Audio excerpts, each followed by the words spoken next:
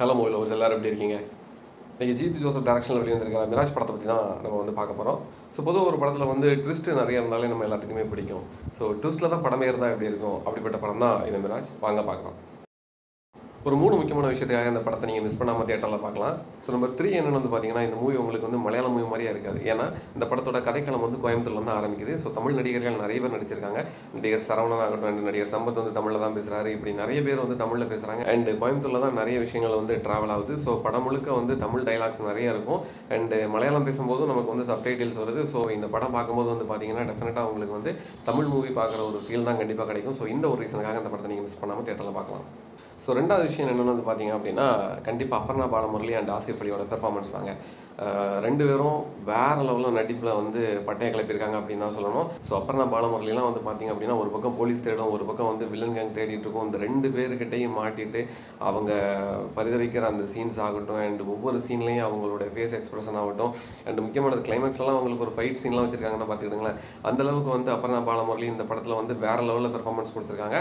அதே மாதிரி வந்து ஆசிஃப் அலி பார்த்தீங்கன்னா இந்த படத்தில் வந்துட்டு ஒரு யூடியூப் சேனல் ரன் பண்ணிட்டு இருக்காரு. அதாவது ஆன்லைன் இன்வெஸ்டிகேஷன் பண்ணக்கூடிய ஒரு சேனல் வந்து ரன் பண்ணிட்டு இருக்காப்புல.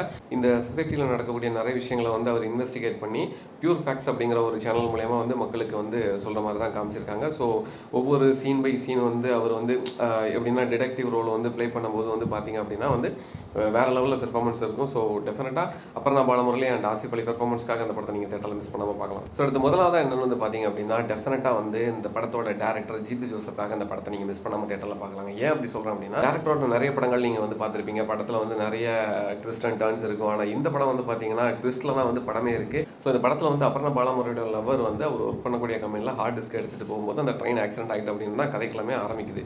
பட் படம் கொஞ்சம் நேரம் போக போக வந்து பார்த்தீங்க அப்படின்னா ஒவ்வொரு ட்விஸ்ட்டாக வந்து ரிவீல் ஆகிட்டே இருக்கும். ஒவ்வொருத்தருக்குமே வந்து ஒரு ட்விஸ்ட் அண்ட் டர்ன்ஸ் வந்து வச்சிருப்பாங்க. எப்படி சொல்கிறது அப்படின்னா, படத்தில் ஏதாவது ஒரு புது கேரக்டர் வரும்னு வச்சுக்கோங்களேன், டெஃபினட்டாக அந்த கேரக்டரில் ஏதோ ஒரு சஸ்பென்ஸ் வந்து டேரக்டர் வச்சிருப்பாப்ல அப்படின்னு ஆடியன்ஸ் வந்து நம்மளை திங்க் பண்ணுற அளவுக்கு வந்து எல்லா கேரக்டருக்குமே வந்து ஒரு ட்விஸ்ட் கொடுத்து வச்சிருக்காப்ல. ஜீத்து ஜோசப் ஃபிலிம் கண்டிப்பாக நம்ம கொடுக்க டிக்கெட் வேல்யூக்கு வந்து தேட்டரில் பார்க்கும்போது ஒரு நல்ல எக்ஸ்பீரியன்ஸ் கிடைக்கும் அப்படிங்கிறதான் நான் பர்சனலாக வந்து ஃபீல் பண்ணுறேன். ஸோ ஓவரால் வந்து பார்த்தீங்க அப்படின்னா இந்த மிராஜ் படம் வந்து முழுக்க முழுக்க வந்து தேட்டருக்கு எக்ஸ்பீரியன்ஸ் தான். உங்களுக்கு த்ரில்லர் மூவி ரொம்ப பிடிக்கும் அண்ட் ட்விஸ்ட் அண்ட் டர்ன்ஸ் இருக்கக்கூடிய நிறைய மூவிஸ் வந்து நீங்கள் பார்ப்பீங்க அப்படின்னா அந்த படம் வந்து உங்களுக்கான படம் தான். ஸோ உங்களுக்கு டைம் கிடைச்சது அப்படின்னா அந்த 3 விஷயத்துக்காக அந்த படத்தை தேட்டரில் மறக்காமல் பார்த்துட்டு உங்களுடைய ஒப்பீனியன் என்ன அப்படிங்கிறத எங்களுக்கு கமெண்ட்ல சொல்லுங்கள். டாடா பாய்.